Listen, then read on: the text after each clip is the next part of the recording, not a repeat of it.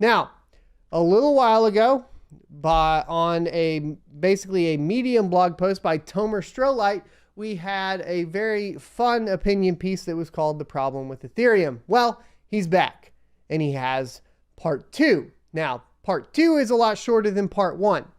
If you haven't covered part 1, make sure you go back, and if you would like to hear me read it to you, you can do that, or utilize the link down in the description and go check out part 1. All we're going to do today is cover part 2.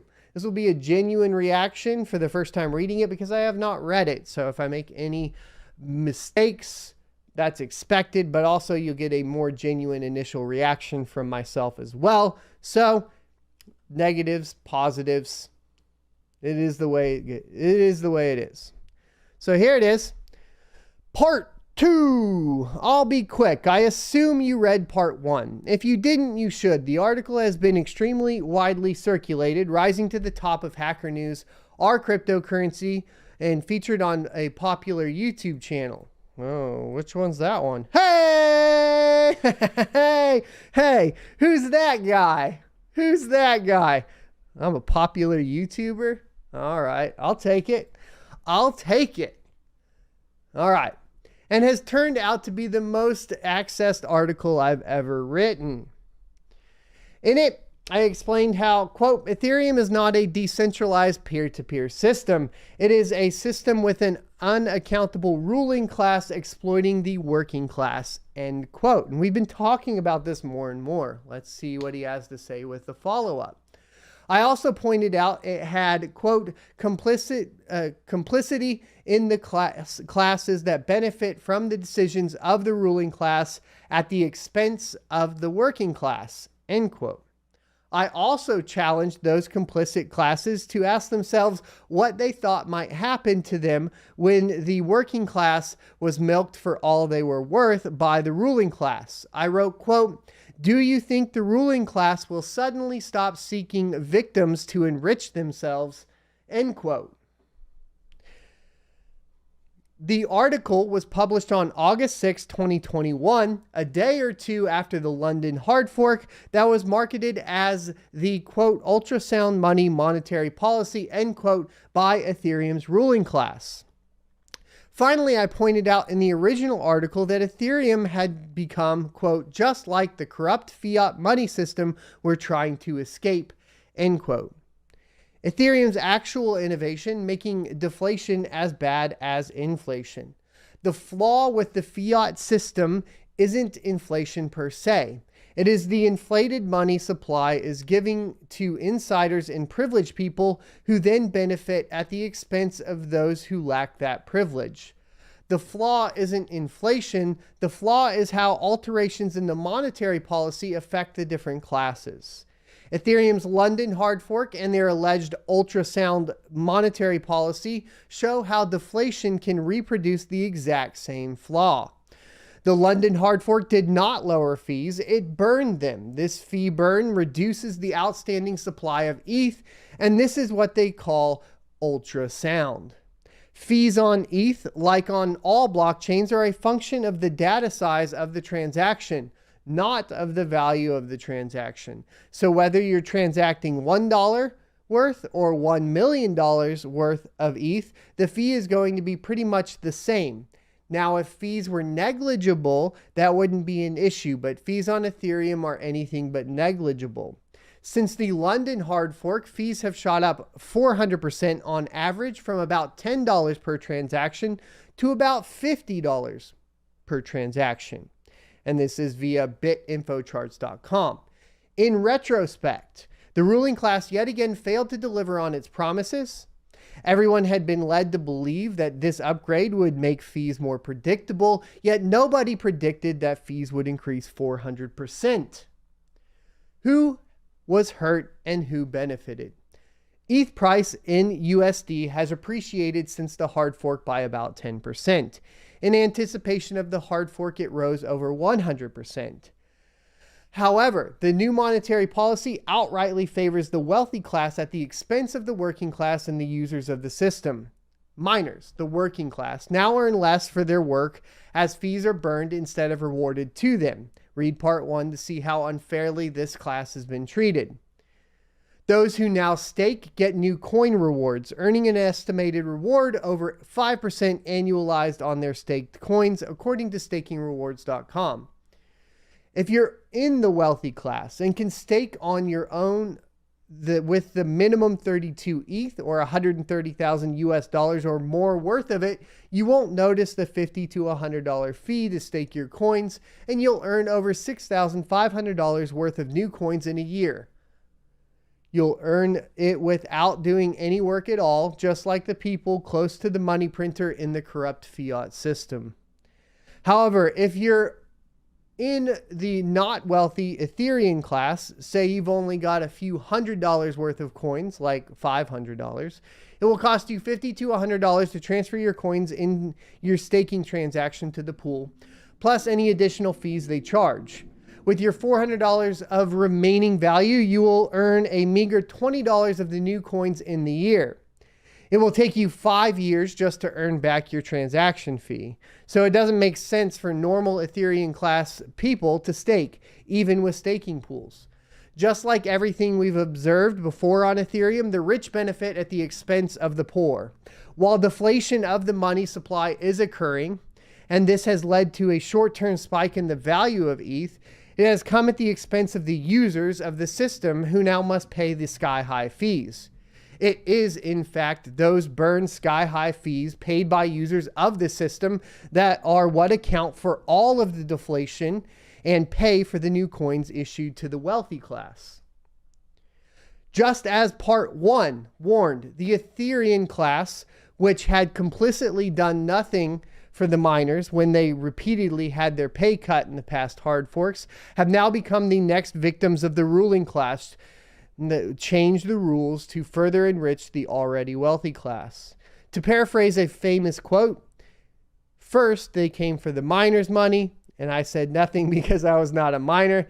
Then they came for my money, and there was no one left to speak for me, end quote. This is actually a really good way to frame this, because what sets Bitcoin apart from Ethereum in one manner is that you have to make changes to the monetary policy on Bitcoin by getting consensus from the miners.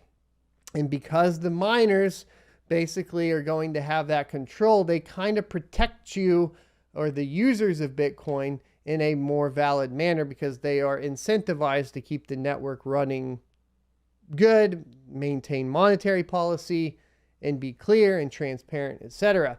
In the case of Ethereum, what you have is devs making the decisions, and thereby you end up in this mess that we're in.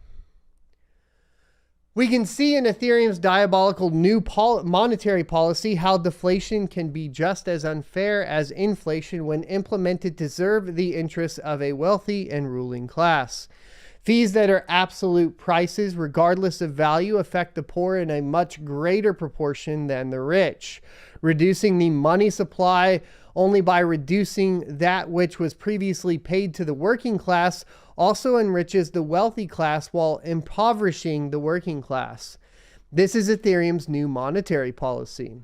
It rewards the rich, staking rewards, burns the money previously earned by workers and paid for by the miners, mining fee rewards, and increases that money paid by the users, 400% fee increases. Is it immoral to own a large ETH stake? I have a friend who told me he recently bought a stack of ETH as an investment, and we discussed this issue today. He has no interest in using the Ethereum chain for any of its dApps, DeFi, NFTs, DAOs, DEXs, or any other things that run on it.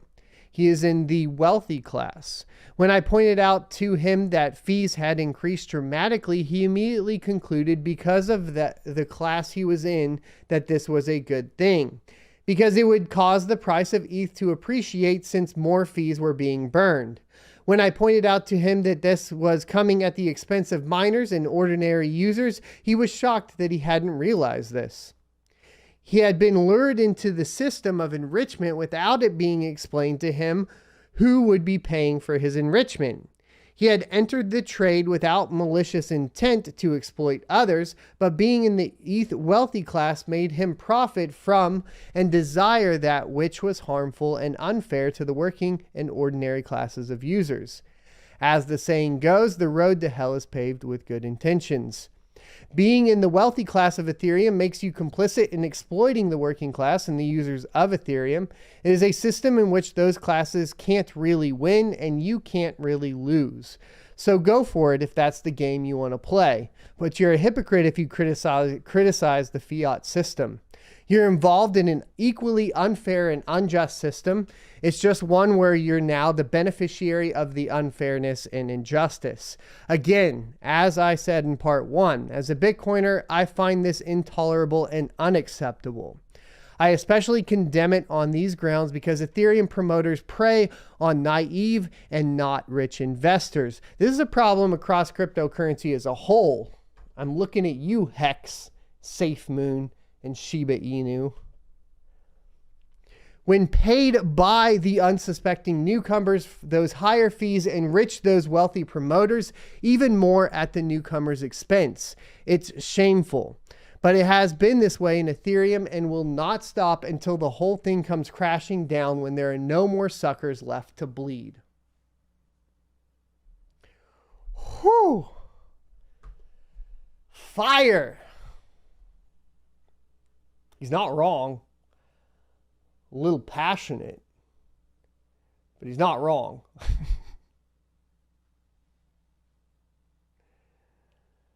Oh, man.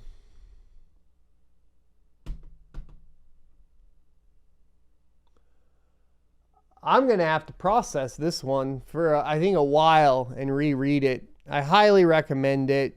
Obviously, reading part 1. Part 1 is a lot longer. It kind of sets up the follow-up to all of these kind of informations. I want to say, Tomer, thanks for adding a link to my channel. That's awesome of you as well. So thanks for doing that. And I agree that this is the system that is moving in towards. Also, really, like, it does end up, even the investment return, even the return on investment, right, of staking Ethereum is getting closer to the fiat system, which is what? Well, it just requires a ton of money to make very, very little money in return, right? You have to stake 130,000 to earn 6,500 presumably, and that's provided, right, you don't have a significant crash in the market. I guess you could just count it as return on investment of the amount of ETH that you get, right? But that is 6,500. That's a 20-year ROI on $130,000. And whenever those returns, and that's just like revenue, that's not cost of the node, cost of the AWS system that you're hosting it on. We've talked about all these problems, maybe cost of AWS or Azure or whatever hosting you decide to go with. It doesn't even include any of that cost, right? And then you got a 20-year ROI. And that is kind of how the system ends up kind of like leaning itself towards the managerial class, the people that don't do any of the skills. At this point, right, like you're pulling out any skills for infrastructure out from the people, and all you have, why would they do this, right? So when you talk about mining from that perspective, proof of work versus proof of stake, they always like to go towards, they mask everything with the environmental problems or whatever, which we read about yesterday, by the way. You need to go check that article out, talking about Jack Dorsey and Michael Saylor, addressing those issues and how they're kind of unfounded and exaggerated. But these are the kind of things that people do to mask what the true intentions are, which is basically you have to be extremely rich to generate any sort of wealth off of proof of stake in general. And what that ends up doing is basically falling into the same system that we've had for forever. Now, why does the managerial class do that? Well, because they already have a whole bunch of money that they can put that into, and they don't have any skills to actually make money, right? This is like the concept that we run into. This is the problem that we have across governments as well. You end up having a group of people that have no life skills. They can't fix your plumbing. They can't fix your car. They can't fix your roof. They can't deliver goods. They can't make your coffee. They can't do anything. So to make money, they just make it extremely hard for you to invest in anything. And then they invest into it at a point to where, right, they can make a living off of that, off of your backs, off of your skills. And if there is something that is skill-based that starts to strip value away, well, you got to get rid of that. You can't have that. You got to migrate from proof of work to proof of stake. Why do you got to do that? Because you can't have a working skill-based class be successful in anything, because that will just hurt the system. It's extremely frustrating, and it's across the board everywhere in the world we live in now. Does that mean that you stop working hard or anything like that? No. Does that mean you don't go out and get skills? No, because all of these skills are going to end up being very beneficial here in the future, in my opinion. Especially all the skills you're learning in mining can help you in life in general, and that's going to come down to anything from budgeting costs, right, to IT infrastructure, somewhat coding. I mean, even though it's very basic stuff, building batch files, whatever that may be, networking, that sort of stuff is beneficial and will always remain relevant regardless of the relevancy of proof of work. And I still encourage you to participate in it. I just point out what I see going on in the world, and you may disagree, and you can let me know in the comment section below. I get a little bit frustrated when I look at it. I hope you enjoyed this clip from the Crypto Mining Morning Show every Monday through Friday, 7:45 a.m. Pacific and 10:45 a.m.